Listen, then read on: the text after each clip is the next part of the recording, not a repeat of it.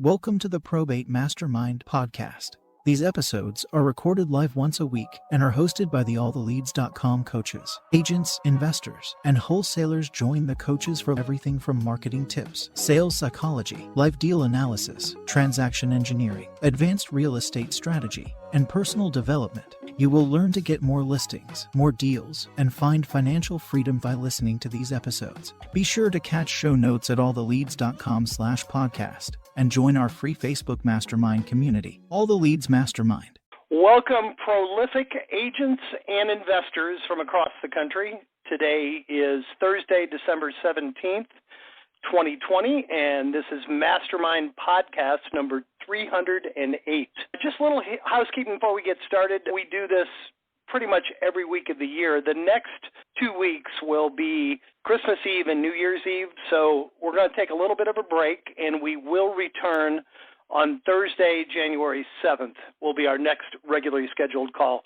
We will be here working virtually every day, so as always, if you ever need us, just email us, support@alltheleads.com. And I mentioned we have a special treat. I'm going to go ahead and unmute Bill. Bill, are you there? Yes, I'm here. Mr. Byrd, I'll give you a little bit of an intro. Bill, you have been with us since March of 2015. If you're not our longest subscriber, you're certainly one of them. And Bill reached out to me this week to share some success with Probate Plus. I want him to talk about that a little bit, but I also would like for him to touch on a couple other things. Bill he's a very busy agent. I know you listen to these on our podcast or on YouTube, but you rarely make it to a call. I can't tell you how many times a year we have agents ask about, should I call the executors or the attorneys, or they ask about calling when the executor and the attorney is one and the same, and you've probably done a better job of that than anybody that we've had over the last 6 years. You've really made a career out of it. So I guess let's start at the end and work our way back. You had reached out to me this week, Bill, to give some feedback on Probate Plus. You want to start with that? Yes, I would. But first, I'd just like to thank you and Chad for the last 5 years. It's been amazing. You guys have always been there when I needed you. And Chad, every time I send him some new marketing thing, I never get a 10, but if you get a 7 out of Chad on 1 to 10, you're doing good. So lately I've been averaging some 7. So thank you, guys. Thank you. You're very welcome. My pleasure. Yeah, so I'm a big advocate of Chad. He really helped my business. You all have. But his Fast Start program back then, which is not even close to what it is now, but that really made an impact on me. So I never believed in scrubbing leads. Bull, I'm calling you. As soon as I get the lead, I'm calling. My letters, all my campaign is based on after I've called you the first time. And so I never believed in it. But I thought, I'm just going to try this Probate Plus. And damn, it worked so well. It cleaned up my time on the phone. And the biggest thing is I would have never known this particular client. I'm going to leave their names out where they are out. They had 12 properties, and I'm meeting with them the first of the year to discuss all 12 properties and selling all 12 properties. And I have always never assumed they just had one property to sell. But I was like, man, this is just amazing how much Probate Plus has really helped me out on my timetable. And it also brings me back to the memories of before all the leads. When I used to drive to Sonoma County Recorder, I would drive to Marin. I would drive to San Francisco to get the list of who passed away back then. It's just been an amazing journey with you guys, and I really appreciate how you guys have continually updated. I know this kind of sounds like a conversation in fairyland, but it's the truth. If anyone knows my story, in 2010, my family was broke, no money, always worried about the PG&E bill falling off. I used to guard people for $15 an hour. I used to clean job sites for $20 so that I could just buy enough food for the day, which consisted of milk, Cheerios, a loaf of bread, and bologna. And that's what my kids pretty much ate for the first 6 months, being broke, maybe a little longer. But my point being is I just want to say thank you guys so much, and I appreciate Probate Plus. Thank you, Bill. And for anyone who didn't see our case study video with Bill, Kat will link to that in the show notes. But you can search for that on alltheleads.com. Just search BYRD, and it should bring up that post. But you'll see Bill's not living off of milk and Cheerios anymore. He's really, I think you're a little too modest to toot your own horn here, so I'm going to do it for you. But I mean, he's built this into a 7-figure business with insanely high margins and taken it a long way. So, Bill, thank you for sharing all that. And secondly, if Probate Plus is a relatively new product, we always have new folks on this call each week. It's like, what the heck is Probate Plus? You can go to alltheleads.com/Probate Plus and get the full description there. But it's basically a proprietary data augmentation that we have that gives you all of the real estate information. So not only real estate held in the name of the decedent, but also in trust, also in entity, out of state. We scrub 3,149 different counties. So we're more than looking in your local MLS or your local courthouse. We're finding anything the decedent may have owned anywhere in the country. And you can learn more about that at alltheleads.com/Probate Plus. And you'll see on there, and Bill, I'm curious to see if you've tracked your numbers, but in beta, when we were testing this with groups, we found that it cut marketing costs by about 45%. So the time and money that you spend on your marketing efforts, by focusing only on by prioritizing the ones that have real estate, people were able to save about 45%. Have you tracked your marketing savings? No, not yet. But what I have tracked is my phone time, and it has definitely cut a third out of my phone time, which has been great because I really want to continue to expand into divorce, which a lot of people don't seem to get, that when you deal in probate, it's normally a family attorney. What does family or estate attorneys do? They also deal with divorce. And I'm consistently trying to evolve that. We're coming out with a new website about that. We're also coming up to a brochure. I really enjoyed the call where you guys were talking about being the solutions to their problems before they know they have the problem.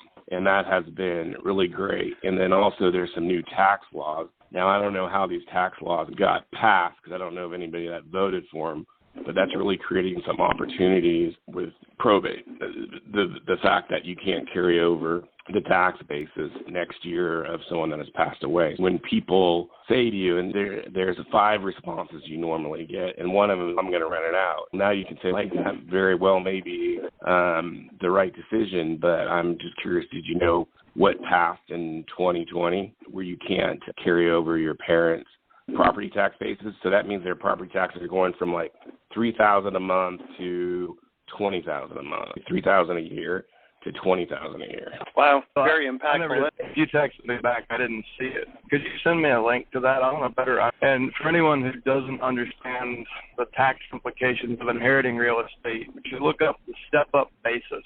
So step-up basis, and that'll help you understand. Apparently that's going away in California, but that's not the case in every state. So that's one big X factor. Like Bill is one of those, like, it's a good example of being empathetic to their position and truly acting in their best interest before they've even given you an opportunity will attract business that you have no competition when you do it at this level. So Bill, you have an early 2021 campaign just on that one thing to go and say, hey, here's what's changing and here's how it affects you. Correct.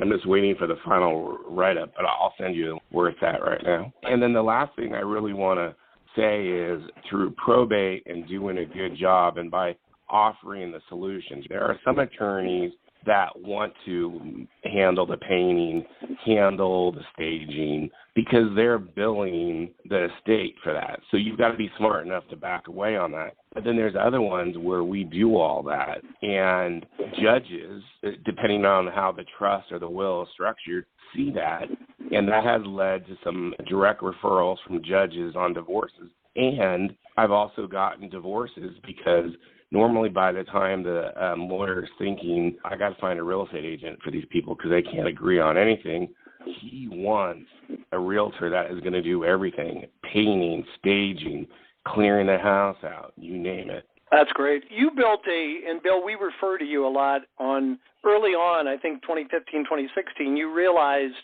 that some of your best leads were the ones where the attorney and the executor were one and the same. They were professional administrators. Correct. And you you connected with these guys who make a living of handling estates, and you've really established a steady referral from them, correct? Yeah. I get somewhere between 6 and 7 deals from either accountants that have that business or attorneys that have that business. The hardest ones to break into are the banks because they don't want to favor anybody. Exactly. Yeah, and I think you had shared that story with us before where you had appeared before the same judge numerous times for a probate case, and when a divorce came up, and they couldn't agree on what realtor, I think the judge ordered them to list the property with you, if I remember correctly. Is that something like that, correct? Yeah. Yeah, nice. That is exactly correct, Yeah, that's exactly correct. That's awesome. That's great. One other thing I did want you to share with the group, and I appreciate you, and I know you have to get off to a listing appointment, or I know you had something to do. That's why we put you first. You shared with me on the phone some recent deals that you are working on. They came from, I think one of them came from a 3-year-old lead. I think you had shared with us how you, and I love your analogy of the fishing hole in your front yard, if you would share that with everybody. Yeah, to me, all the leads has been like stock in a bass pond, right? Whether you realize it or not, you're going to get future business. You're just stocking it with 15, 100 leads every month. I don't know how many exact leads are in my database, but I know it's in the thousands. So I talked to this lady 3 years ago about selling her home. Her husband passed, and you always have to walk into those leads when you see the same address for the executor or who's managing the estate as the person that passed away. Kind of got to walk in there lightly. So I did, and I've just talked to her every 6 months. And so back in October, she says, I'm ready to sell the $2.25 million house. We're closing on Monday on that. The other thing that I think people lose sight of is just because you don't get the listing on the probate, that does not mean there's not a deal there. Your investor could buy it, or if you hang in there with the seller and say, oh, okay, I understand. I didn't get the listing. That's great. I'm really glad you have somebody that's going to help you. I'm curious who you chose. Sometimes they'll give it to you. Sometimes they won't. On this particular one, the person that had passed away, she had written in the realtor in her will. So anyway, I called him, and as soon as that house came on the market, because he wouldn't let me in early, my client was the first one there, and we wrote an above asking price. And it is really hard to get a home on the water in my area. And that just goes to show you that you've got to look at this this is an opportunity. How you use it is not just one way, right? It could be a lead, it could be a deal in the future. You could have a buyer for it. You might be able, because I'm a big believer in advocate, they might need painters, they might need different people. And so now you're bringing your painter, you're giving him a job, and he knows that you sent him that job, and there's going to be some gratitude there. And I just absolutely believe you cannot help other people too much, and you have to be grateful and have gratitude for any opportunity to help another person. The other thing, like imagine they're going to have $2.25 million in liquidity. Maybe they're a private lender. Maybe even if they keep a property, you get them over to a community bank lender, like have them take the house in inheritance, get a tenant in place, go to a community bank, do a cash out refi, take that money and loan it out to your investors, or go sell them a rental portfolio. Like, just because you don't get your desired outcome doesn't mean a damn thing in this situation. If you can focus on the needs of the family and show them ways, show them things, teach them things that no one else will.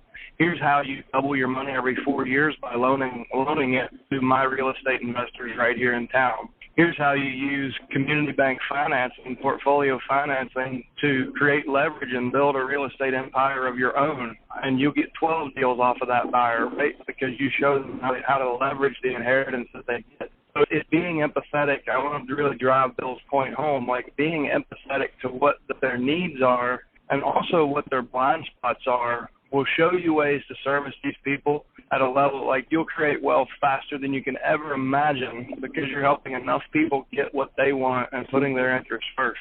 So thanks for that, Bill. And very well Bruce, go ahead. You had a comment? Sorry.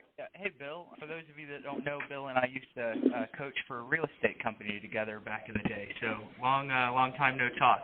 So one of the things that I liked what you just said is the analogy of the bass pond and stocking the bass pond, which goes to a point that I frequently make to people is the reason that I've always loved probate so much is normally California might be a little bit longer, but normally 6-7 months, most of these families are going to be ready to do something, and some even longer than that. And if you are good at follow-up and you're empathetic, you're understanding, you're not a pushy person, in 6 or 7 months, you're going to be the only person, in Bill's case, 3 years on this lead. You're the only person that they're considering because you've had a really long runway to build a brand of empathy and help. And for those of you that are listening that are looking at a month or 2 months to get business, you're going to get some of that as well.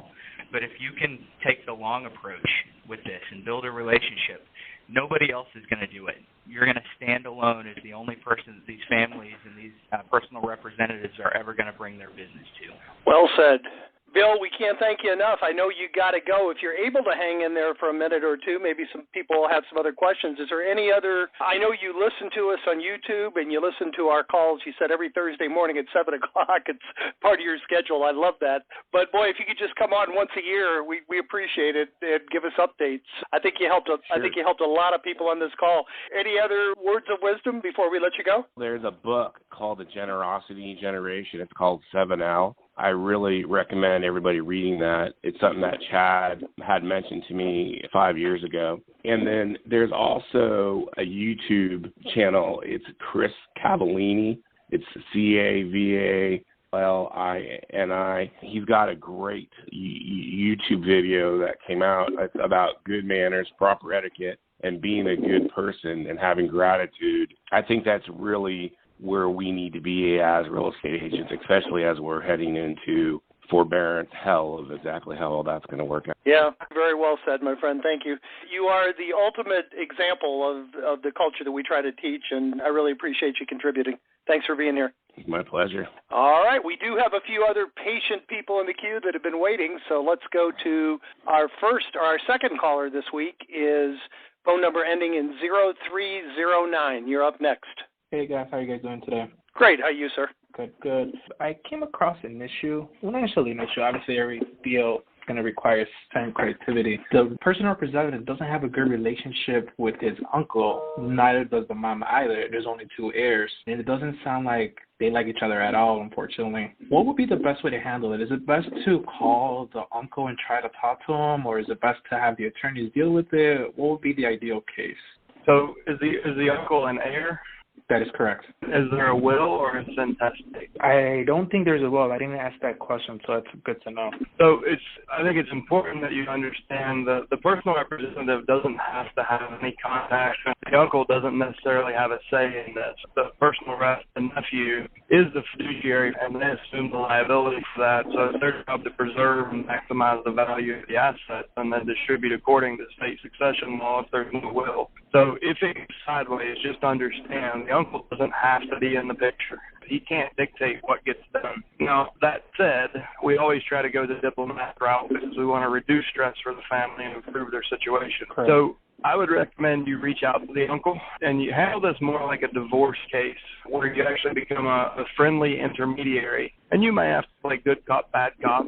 If you're not familiar with that as a negotiation tactic, I would go whatever you can on that. But you may have to, their ego may want to spew out something about the other party, and you may have to listen. You don't have to validate it. Become an intermediary and give the uncle a voice so he won't become a problem. But if he does become a problem, it's really probably not going to prohibit you guys from achieving what the estate needs to achieve. Okay. I do know that the nephew said, based on the conversations the attorney's been having, that the uncle wants the most money for the property. That I do know. So it sounds like he's on board on selling. It's just a matter of them agreeing. Let me ask you this. Since there's 2 heirs, do we need both signatures on the heirs to sign the listing agreement, or is it more, or the PR is more than sufficient to sign? As long as the PR has the letters testamentary, all you need is their signature on the listing agreement. Okay. That makes sense. Okay, cool. All righty. Anything else? That's all I have. No, that's it for today. Thank you so much. All right, thank you. Next up is phone 5523. You're up next. Hi, how are you? My name is Isaac Israelov. I live in Rockland County, New York, about 45 minutes north of New York City. I've done many things in the real estate, including residential brokering, like 2004, 2007. Since 2010 till about now, I've been doing commercial real estate brokering, as well as now embarking on investing. One of the things that I wanted to do is fix and flipping and wholesaling. I never had a good system, and I somehow through Facebook found out about all the leads. This is my first time on the call. I heard a lot of good information now on this call. I want to know what's the best way for me to be able to start getting access to the leads, as well as maybe some support if there is, or what's my best way to get started right now, as they say, with a lot of debt and the most money to invest because I'm just living month to month with everything that's going on.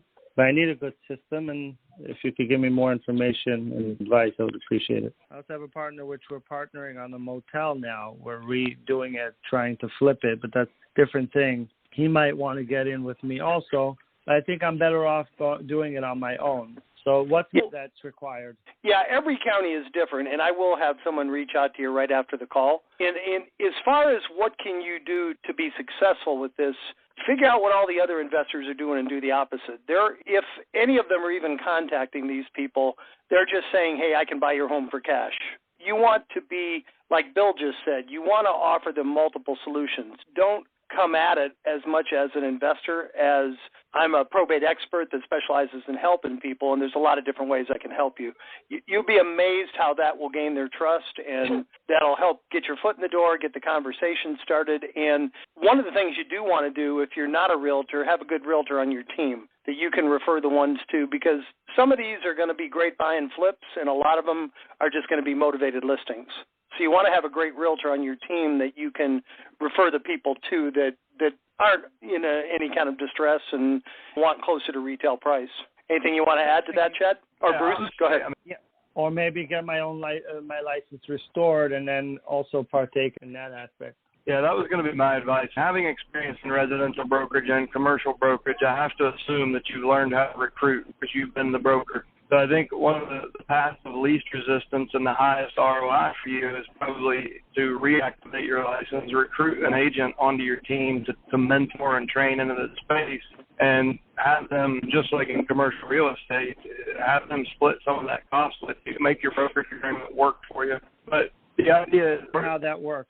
Can you just expand on that? Do you mean that like I should become an agent with EXP and then recruit under me, or are you referring to recruit in probate listings? Well, you said before you were a residential broker and a commercial broker, is that right? I meant agent, not like broker that I have agents on. Yeah.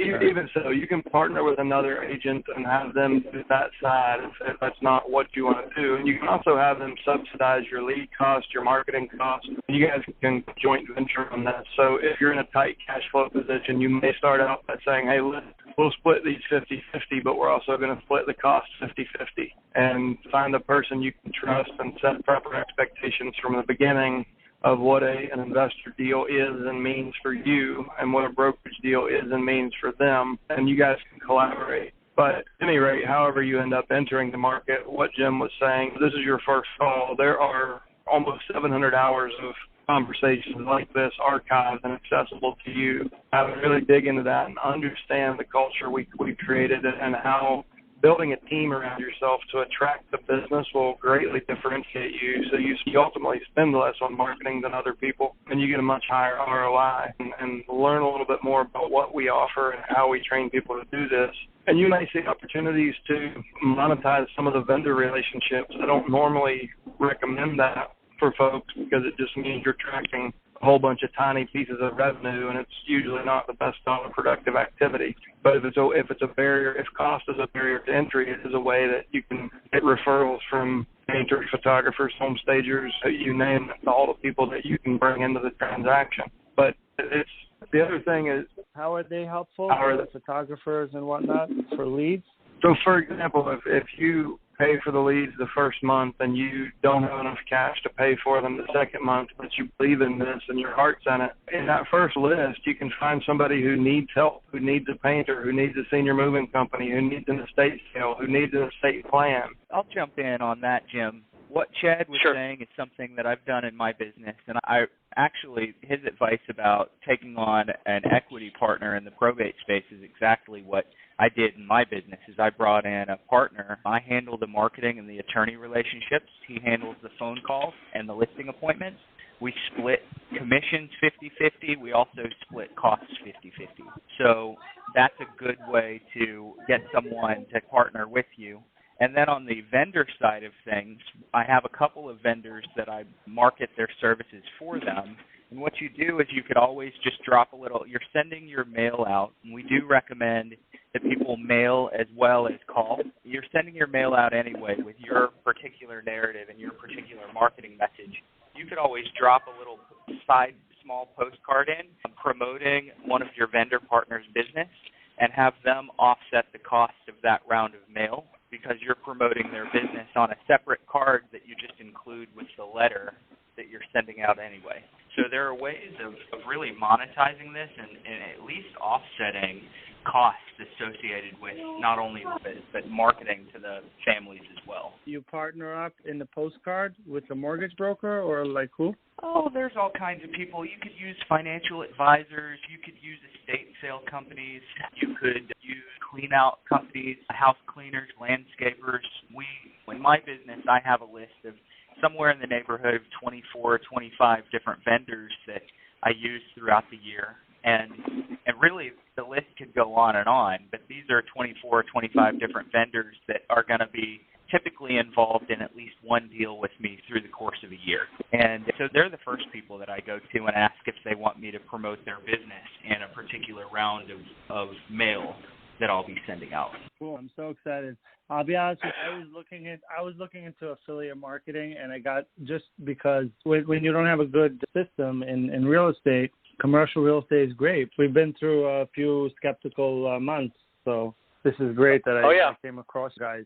I actually thought you were more than you really are. We're glad you found us, and we've gotten pretty big over the last 6 or 7 years, but never too big to be able to help anybody that we can. So we appreciate your input. Who's who, Chad? I know I've seen him on Facebook on all the leads. And then who's talking? Yeah, this is Jim Sullivan Jim Sullivan. Bruce Hill. Yeah, and if you go to the top of our website, just hit About Us, and you'll learn boring details that you don't care about all of it. Oh, cool. So all three of you are all the leads? Yes, sir. Great. Nice to meet you. Nice to meet you. Good, sir. Thank you. Yeah, we look forward to you coming back and hearing your success stories. Thank you. All right. Next up is phone number ending in 0948. You're up next. Hey, guys. How you doing? This is Ruel from Bergen County. Can you hear me? Yes, sir. Yes, sir. Unfortunately, our courthouses are still closed. So we've been working with leads as far back as January, February, March. Unfortunately, nothing's stuck. So I was just wondering what you guys think we should do as far as keep going back, getting outdated last year's list, or what can I do going forward to be a little more current with the leads that we have? And second part of that question, it's a little unrelated, but we're hiring our VA come January. And if you can just walk me through how you think I should. I was just going to have them go over the last month's 3-day, which I have a copy of, have them go through that. But as far as more training for a VA, any input would be appreciated. Yeah, on your first question, you heard Bill Byrd in the beginning of this call. He just took it to $2.25 million listing that was from a 3-year-old list. So not every family will actually sell the real estate during the probate. Whoever the personal representative is usually, if closed, they're usually the one who inherited the property. So there's some opportunity there. There are also the major procrastinators who will go a year or two or longer and then leave probate open because there's no mandate, there's no time frame where it has to be closed. People try to move them along and get it closed, but there's no hard set law that says it has to be done in this amount of time. So what you'll find on those older lists is you'll have no competition, virtually none ever, because everyone else has long forgotten about them and they assume that they've already sold everything, so they don't matter to them. What you'll find is those are the people who need your leadership and your help most.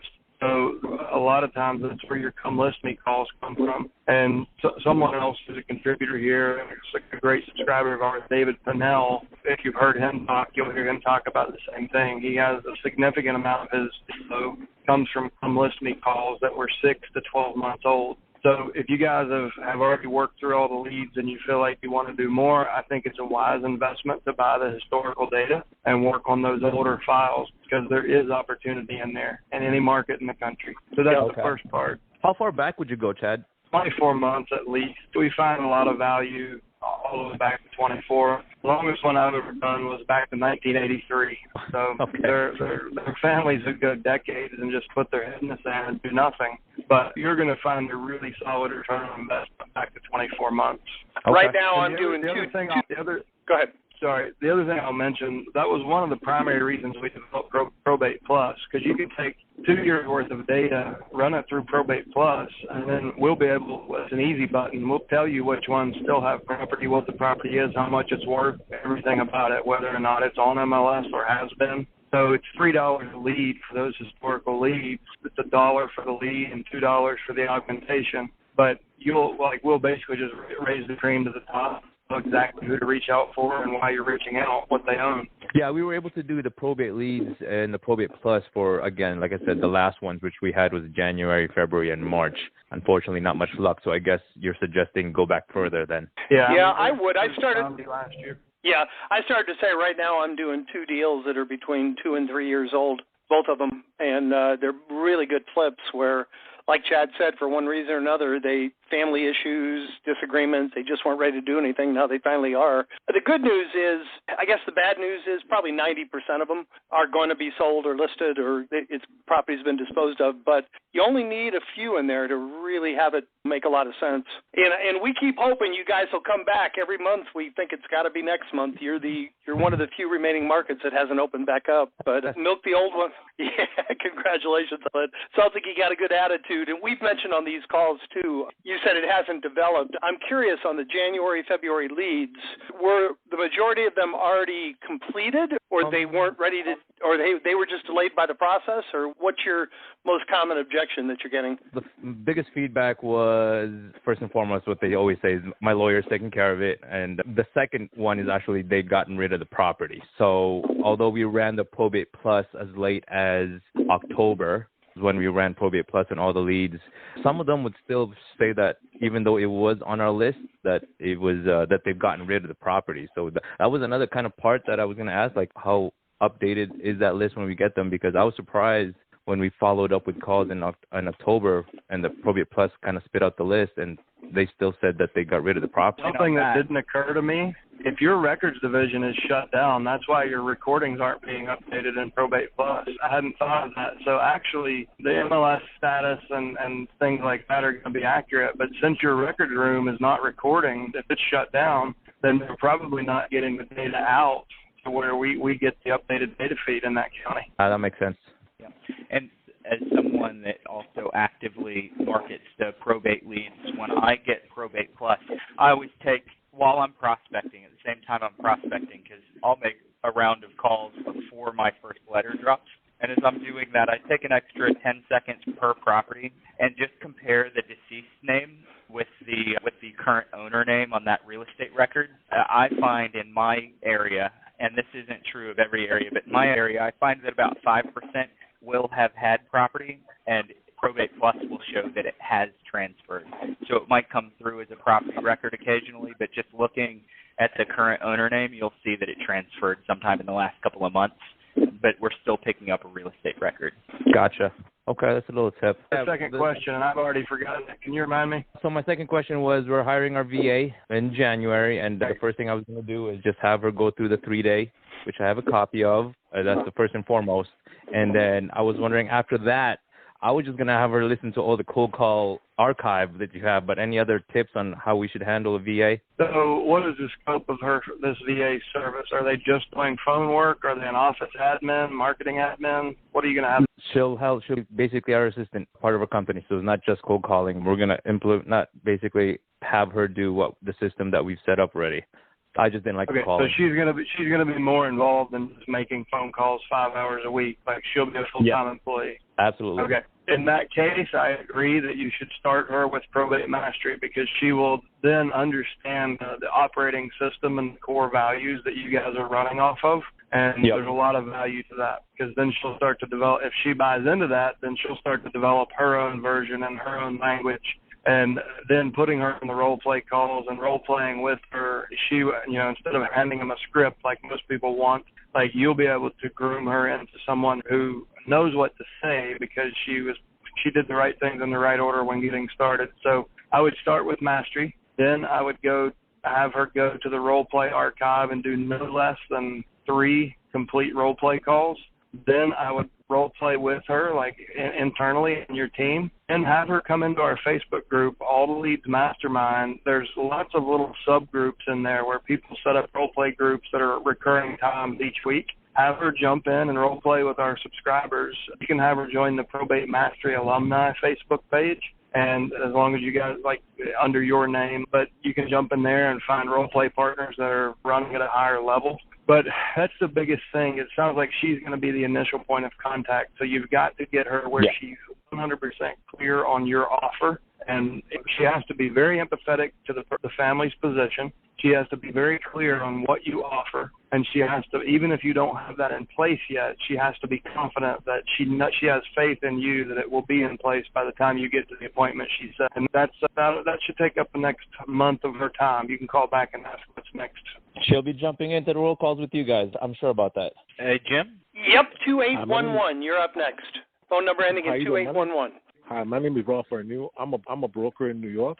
I'm actually an associate broker. I've been for a while. What is it that one thing, you have also that you did not call with a little star next to it. How do we contact them if we cannot call, the do not call list? Right? Are you talking about the generic do not call, or are you talking about the New York restriction? And I assume I haven't done any calls. I got my first lead the 1st of December. As soon as the star me do not call, all the numbers there. We do that to protect our own assets. As a call center, you're a much bigger target for litigation to get roped into stuff by attorney. So we do not call those on do not call. We've had over $7 million placed on the lead numbers that we've put out, and there's been one instance that I'm aware of, I think anyone's aware of, and it actually did come out of the state of New York. An attorney made a phone call to one of our subscribers and said, listen, we got a call from a consumer. We understand they're a public representative, but their number was on DNC. Please don't call them again. And that was it. There was no email, there was no letter, no formal complaint. So you have to assess your own risk and make your own decisions so you understand what DNC is. But there's several gray legal opinions, a couple of which, like one, this person is currently appointed as a public representative for an estate that's in an open creditors period. Another legal opinion is that you're not directly soliciting to sell them something, you're offering a service. And you're not even sure what that is yet, because there's many ways you can help them. But you and your broker will have to look at it and decide if you're comfortable making those calls. I will say that most of our top producers actually do. Okay. Okay, my second question is, I also went through probate. I was the administrator. If I already have if I was in that position, I had an attorney, I'm an administrator, how do I make myself different? What do they want to use me when they would have an attorney? I know I'm not an attorney, but how would I show that the service I offer is better than how would I sell the service, basically? What am I offering? Question. You're offering everything that the attorney does not handle. So typically the attorney is handling all the legal aspects, the paperwork, the asset collection, the debts. They're handling that and paperwork that goes to the courthouse, where the family, they still need to clean the house out. They need to maintain the house. They need to clean the gutters, cut the grass, fix the leaking sink, have an estate sale, divide up personal property assets, sell the property. They need all that. They need to make sure it's insured. And most attorneys, not all, but most attorneys don't help them with those things. So when someone just hammers me with, hey, we have an attorney and they're handling everything, rather than attack that objection head on, I want to attack it in a couple of minutes on that call. So I want to circle back to that and ask them some questions about what their future plans are. Hey, it's great that your attorney's helping with that. You might not need a whole lot from me today. Do you have a quick minute for us to talk and figure out if maybe there is something that I can provide? Because I'm not just one thing. And then you ask about the real estate, you ask who's involved. There's a whole list of questions that you can ask. And if you want our interview sheet, just get with support or shoot me an email at bruce@alltheleads.com, and I'll get you an interview sheet that we have. But eventually you're going to circle back and you're going to start to share with them how the attorney doesn't take care of, many times the attorney does not take care of all those real estate and personal property related responsibilities. That's on them, and that's what you take care of. Okay. I'm going to definitely get that interview sheet. But you have script as well. I'll get a copy of that as well. Thank you. I appreciate it. Very good. We have two more in the queue. One more question? Go ahead. All right. I also really want to be an investor. Every realtor really dream is to be inside themselves, want to be an investor. Assuming I find somebody who wants to sell it to an investor, obviously I don't have the cash. I can get a partner, but is there a contract? You get into a contract with them and then flip the contract to an investor, or how would that work? Like, I don't have the money. It really depends on your strategy. Do you, cash aside, would you rather hold a home long term and get the cash flow and tax benefits, or are you just always looking for quick revenue? In the beginning, I like quick revenue just so I have enough money to spread around so I could come to the point that I can hold it on turn. Okay, and you already have a license, right? Yeah, I've been a broker for many years. Okay, so as a broker, you can take a flat fee listing agreement and don't offer any cooperating broker commission. So, for example, on a $100,000 house, you might take a $20,000 commission and then offer a 0% co-op. People are going to be showing your listing. So as long as you have the buyer's list, that's a way to do it through your real estate license. And obviously, when you bring the buyer in, you would give them an unrepresented party addendum. I don't recommend representing them in a dual agent capacity. I think that's I think it's just too much liability. But you can take a flat fee listing and just don't offer it to anyone else. Or you can get it under contract as a principal. Don't use your sole proprietorship, your personal name, or your brokerage, and use a separate entity, and then just assign that contract for an assignment fee. And most markets, you can find a title company that will do a simultaneous close where you can close the B2C with the A to B money. Okay. And then the reason I asked the question I did, if you wanted to really build wealth, basically you can take these subject to. A lot of times these almost 68% of the time, these homes are free and clear, and you can take them with owner financing, and a lot of times without a down payment. They will actually just finance it to you at I would say a 6 to 8% interest rate. You can show them an extreme amount of value. Obviously, you're not going to go full term. You get it cash flowing, then you do a cash out refi with a community bank, and boom, you've got cash in your pocket, you've got the house, and you've got monthly cash flow. So you need to get clear on what your strategy is. Like, why do you want to be a real estate investor? If it's to make a bunch of money real fast once, then wholesaling is great. But if you want to build real wealth, then you do things like the latter, what I just talked about. You take a homeowner financing, you get a tenant in place, you do a cash out refi, then you get the best of both worlds.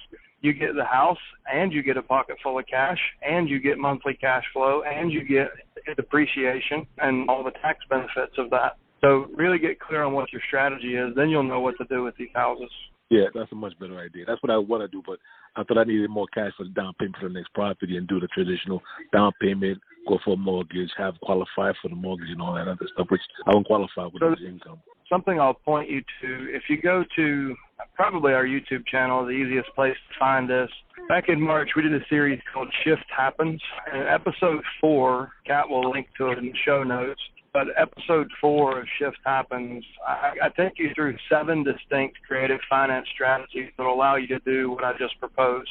So if that's new to you and it's intimidating to you, start there. It's a couple of hours of training. We just did it on Zoom, but start there and start to get an understanding. And then there's some other places I can point you. If you want a basic understanding of what these strategies are, I'll point you to some more advanced training. Okay. Thank you so much. Does that help? Next up is phone number ending in 8213. You're up next. Hey, guys, super quick.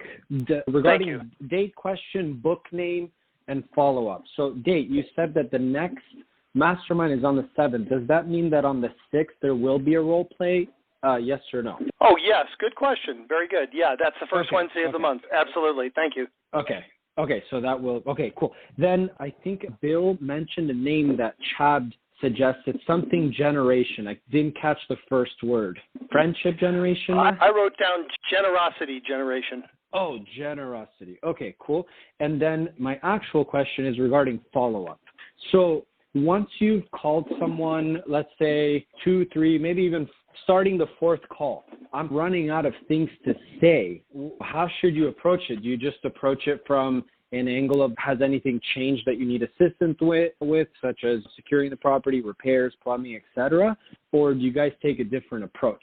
Where are you? What market are you in again? I know I keep forgetting. Oh, all good. Los Angeles. All right. So Bill Byrd just gave you your entry point for every conversation you have until the end of this month, especially. You've got an urgent reason to follow up, right? Because you just now learned that they're about to lose the step-up basis rule, and that's a big damn deal. And you need to let them know because nobody else is. Okay. I love that. All right. I'm going to do that today, actually. Yes, sir. Thank you, guys. All right, awesome. Thank you for being quick. And our last, if we saved the best for last, 6231, you're up last. Hey, guys. Hope you're all doing well. I'm trying to be quick. I'm going to have to limit my 8 questions down to 1 or 2. All right.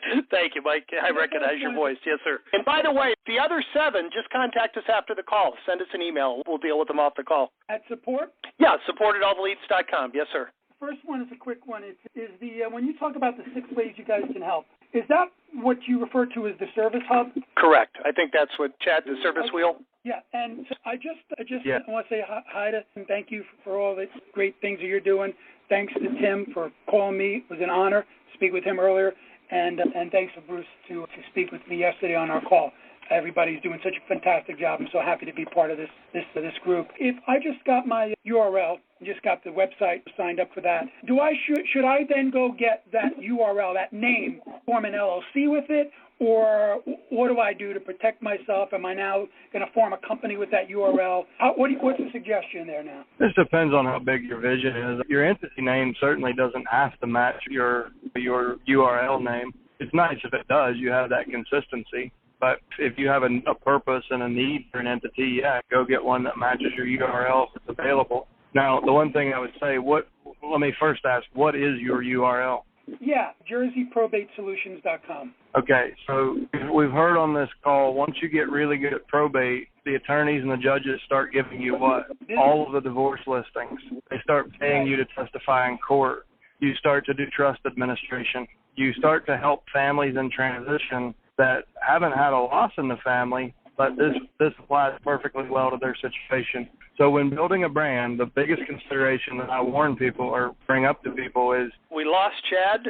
You there, Chad? I know what he was going to say. We lost him. It sounds like he cut out. You might want to do something like Jersey transition specialist or family transition specialist. You might, if you plan on expanding beyond probate, you might want to make it just a bit more generic.